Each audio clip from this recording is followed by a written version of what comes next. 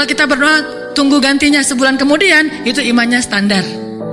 Kalau kita udah berdoa tapi nggak diganti-ganti, berarti kita bermasalah, nggak yakin-yakin amat sama Allah.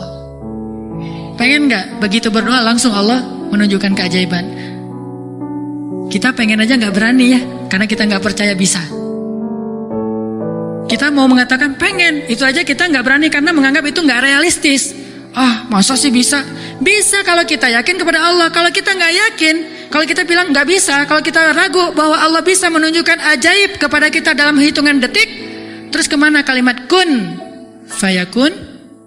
Masalahnya kita nggak yakin untuk bilang pengen, begitu doa langsung Allah kabulkan. Itu aja kita ragu. Kenapa? Kita nggak percaya itu bisa terjadi dalam hitungan simsalabin abrakadabra.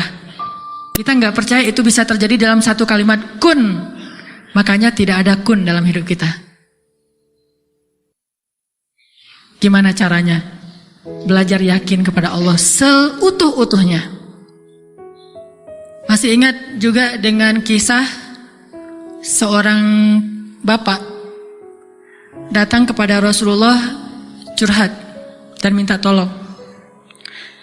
Dia bilang, "Ya Rasulullah, putra saya ditawan oleh musuh dan mereka meminta tebusan 100 dinar. Kalau saya nggak ngasih uang 100 dinar, putra saya akan dipenggal, akan dibunuh ya Rasulullah. Sedangkan saya orang miskin, jangankan 100 dinar, 100 dinar itu mungkin sekarang sekitar 250 juta.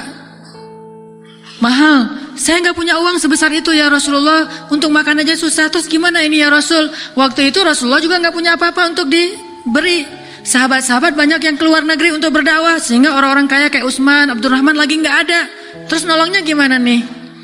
Nabi kasih satu zikir. Kata Nabi, "Pak, banyak-banyak mengatakan la haula wala quwata illa billah."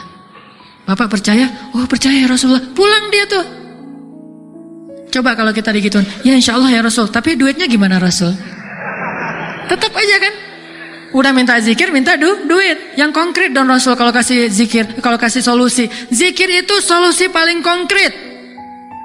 Justru yang lain itu nggak konkret. Yang lain itu Allah tunjukkan kepada kita karena Allah sayang kepada kita. Allah tahu iman kita lemah. Kalau seandainya Allah mau memberikan kepada kita keajaiban menurut iman, mungkin kita nggak dapat apa-apa dalam hidup.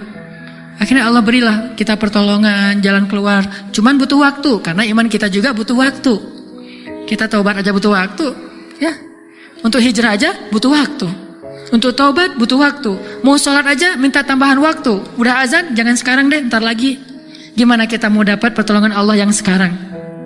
Fair gak sih kalau Allah mengatakan, "Oh ntar lagi ya hambaku, orang kamu juga barusan sholatnya juga bentar lagi." Allah kasih tuh. Begitu Nabi bilang, ucapkan banyak-banyak membaca la haula wala quwata illa billah. Dia yakin langsung mengatakan, "Oh ya insya Allah, yakin gitu akan terjadi keajaiban." Bukan ya ada Utsman gak Rasul? Enggak. Abdurrahman bin Auf rumahnya di mana ya? Enggak nanya-nanya orang kaya. Udah aja yakin. Pulang dia tuh. La haula wala quwata illa billah. La haula wala quwata illa billah. La haula. Artinya apa? Tidak ada daya dan upaya dari makhluk. Allah lah yang maha kuasa. Pulang ke rumah, istrinya nungguin. "Pak, gimana?" Udah ketemu Rasulullah. Dapat solusinya, dapat uang pinjaman dari siapa? Enggak. Terus gimana? Nabi ngasih kita solusi yang lebih baik daripada itu. Apa? Ucapkanlah la haula wala quwata illa billah. Istrinya enggak protes, langsung bilang, "Oh ya, langsung la haula wala quwata illa billah." Berdua tuh la haula wala quwata illa billah. Enggak ada ya kirain duit 100 dinar. Enggak sama sekali, yakin. Begitu malam, sepanjang siang mereka la haula wala quwata illa billah, malam hari tiba-tiba putranya pulang. Nggak sendiri, bawa ternak, bawa kambing banyak tuh, domba dibawa. Ada ratusan ekor domba dia bawa pulang. Di luar, wah rame apa nih apa?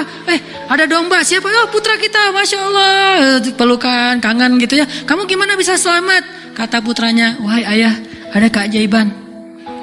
Tadi, tiba-tiba ketika saya sedang diikat dan besok mau dipenggal, pengawal-pengawal saya itu tiba-tiba pada ngantuk, tertidur.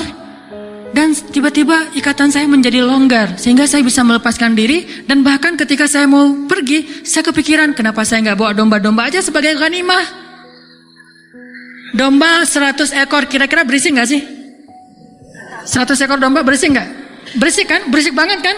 Tapi seberisik itu orang yang ngawal dia tuh nggak bangun loh.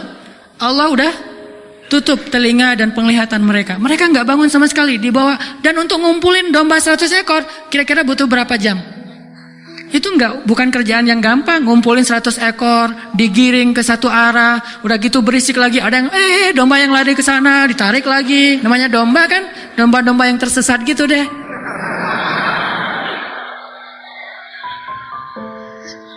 Gimana coba? Tapi pengawalnya nggak bangun sama sekali. Sampai ke rumah pengawalnya mungkin belum bangun, atau mungkin nggak akan bangun lagi kali.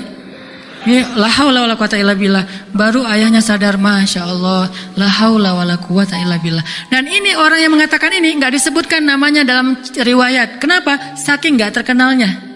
Berarti orang biasa banget. Tapi orang biasa dengan keyakinan yang luar biasa, Allah akan tunjukkan keajaiban yang luar biasa. Jadi jangan bilang, itu mah Umar, itu mah Utsman, itu mah Abu Bakar. Ini nggak ada namanya malah. Cuma disebut ja'a rajulun, ada seorang laki-laki datang kepada Rasul, gitu doang. Tapi Allah tunjukkan keajaiban yang luar biasa. Kenapa? Imannya. La haula wala quwata illa billah. Sehingga anaknya datang membawa domba, jadi kaya raya. Sama juga dengan cerita Fatimah bintu Rasulillah. Pasti tahu ceritanya. Karena Fatimah capek di rumah, gak ada pembantu, Ali sering berjihad. Akhirnya dia ngurus anak sendiri. Anaknya laki-laki lagi, namanya anak laki-laki, bukan bandel, emang dia aktif gitu. Akhirnya Fatimah ngerasa agak berat nih kalau harus ngurus semuanya sendiri, gak punya pembantu. Datanglah ke rumah ayahnya. Ayah, ya Rasulullah, ayah tahu keadaan rumah tangga saya bersama Ali. Ali orang yang sibuk bekerja, membela agama Allah, berdakwah, berjihad. Saya sendiri di rumah gak ada pembantu. Boleh gak minta seorang pembantu dari rumah ayah? Kan banyak pembantu Rasulullah yang jadi relawan tuh. Kata Rasulullah, ya Fatimah, mereka itu bukan pembantuku, tetapi pembantu kaum muslimin. Jadi gak mau dikasih kepada urusan keluarga. Maka pulanglah Fatimah. Oh ya ayah gak apa-apa, pulang nih bersama Ali, gak dapat apa-apa. Nabi kan gak enak hati, karena Nabi sayang banget dengan putrinya ini, putri kesayangan Nabi banget di antara putri-putrinya, Fatimah Az-Zahra. Akhirnya Nabi menyusul Fatimah ke rumahnya. Assalamualaikum, waalaikumsalam, dibukain pintu. Ya Fatimah, ya Ali, la tahzana, janganlah kalian bersedih. Mau aku kasih yang lebih baik daripada pembantu? Oh apa ayah? Kirain robot-robotan atau apa gitu ya. Pembantu yang dalam bentuk robot kan tinggal beli baterai aja tiap bulan atau dicas gitu. Apa ya ayah yang lebih baik daripada pembantu? Kita tahu, kata Rasulullah, sebelum tidur bacalah zikir ini, ayat ini, maka insya Allah itu lebih baik daripada pembantu. Mereka protes nggak? Enggak. Oh ya sami'na wa ata'na. Diamalin tuh, nggak pernah tinggal. Dan selamanya mereka nggak punya pembantu, tapi nggak pernah mengeluh lagi. Allah berikan mereka jalan keluar. Jalan keluarnya adalah dikuatkan hati dan kesabarannya. Itu keajaiban. Kenapa kita udah berdoa tapi hati kita masih lemah? Karena kita tidak berdoa dengan hati, tapi kita berdoa dengan kok gitu? Gak sesuai antara lisan dengan kenyataan. Ada lagi nih kisah yang mungkin sebagian teman-teman pernah mendengar, bagaimana Rasulullah SAW pada malam perang Badar. Melakukan apa Nabi malam perang Badar teh? Istighosah. Pernah dengar istilah istighosah? Mungkin sebagian orang menganggap istighosah ini bid'ah. Istighosah itu salah satu di antara hal yang paling luar biasa yang dilakukan Nabi, dan disebutkan di dalam surat Al-Anfal, "Idz tastaghitsuna rabbakum." Ketika kalian beristighosah kepada Tuhan kalian. Apa itu istighosah? Berdoa dengan penuh keyakinan. Malam sebelum terjadi perang Badar, semua para sahabat itu tidur.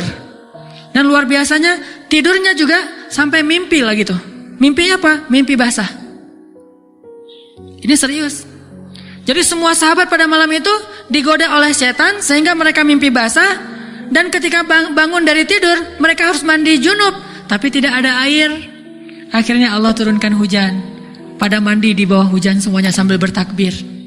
Pada malam itu cuma 2 orang yang gak tidur, Rasulullah dan Abu Bakar As-Siddiq. Ngapain? Doa kepada Allah. Salah satu yang terekam dalam sejarah di antara doa Nabi pada malam perang Badar apa? Ya Allah, seandainya besok kami semuanya terbunuh, maka saya khawatir tidak ada lagi orang yang menyebut namamu di muka bumi. Tolonglah hamba-hambamu ini ya Allah. Terus berdoa dan mengangkat tangannya tuh nggak gini, tapi ngangkat tangannya tuh gini, dua tangan. Tapi berdoa dengan mengangkat tangan setinggi-tingginya. Rabbi gitu. Terus berdoa kayak gitu sampai syal Nabi jatuh, ditaruh lagi oleh Abu Bakar, jatuh dan menangis sampai basah janggutnya Rasulullah SAW yang mulia. Kemudian Abu Bakar yang sedih mengatakan, ya Rasulullah, hasbuk, hasbuk, cukup ya Rasulullah, Allah sudah mendengar doamu, cukup. Nabi nggak cukup-cukup, terus saja berdoa. Apa yang terjadi besok? Allah utus malaikat ribuan untuk menolong Rasulullah dan para sahabat. Dan kita lihat hasil perang Badar. Bukan karena dia Rasulullah, tetapi karena imannya adalah imannya seorang Rasulullah. Kalau kita punya iman minimal dekat atau mirip dengan imannya seorang Nabi, Allah akan tunjukkan mukjizat yang mirip dengan seorang Nabi, yang disebut dengan karomah. Itulah keajaiban. Jadi bukan mustahil. Kalau kita tidak pernah melihat keajaiban, itu pasti karena kita masih belum selaras antara lisan dengan hati kita. Masih ingat kalimat Nabi ditodong dengan pedang, dihunuskan pedang, lagi istirahat di bawah pohon. Nabi lagi istirahat nih. Tiba-tiba datang orang Badui, orang kafir, menghunuskan pedang di leher Nabi. Dan itu benar-benar mau membunuh Nabi. Nabi seorang diri, sahabat jauh. Terus laki-laki itu mengatakan, ya Muhammad, sekarang kamu sendiri. Kalau saya akan membunuh kamu sekarang, siapa yang bisa menolong kamu? Rasulullah dengan tenang dan mantap mengatakan, Allah. Kalimat Allah itu membuat laki-laki tadi gemetar dan jatuh pedangnya. Coba, ini kalimat Allah kayak gimana? Coba kita ucapkan Allah, ada yang gemetar nggak? Allah, apaan? Nggak dengar? Biasa aja. Jadi kalau ada musuh, misalnya kita lagi marahan nih di jalan, ada orang yang marah, pengen ngancam kita, Allahu Akbar. Dia langsung gemetar gitu, langsung tunduk, langsung gak bisa berdiri. Berarti ini Allahu Akbar kita ini udah benar-benar powerful. Tapi kenyataannya kan gak pernah kan. Kita bilang Allah terus orang gemetar gara-gara kata-kata kita. Rasul bisa kayak gitu loh. Jadi kalimatnya sama yang kita ucapkan dengan yang Rasulullah ucapkan, tetapi hatinya beda. Nabi mengatakan Allah, gemetar tangannya, jatuh pedangnya, diambil oleh Nabi, dihunuskan ke leher orang itu. Nabi bertanya, sekarang kalau saya mau membunuh kamu, siapa yang nolong kamu?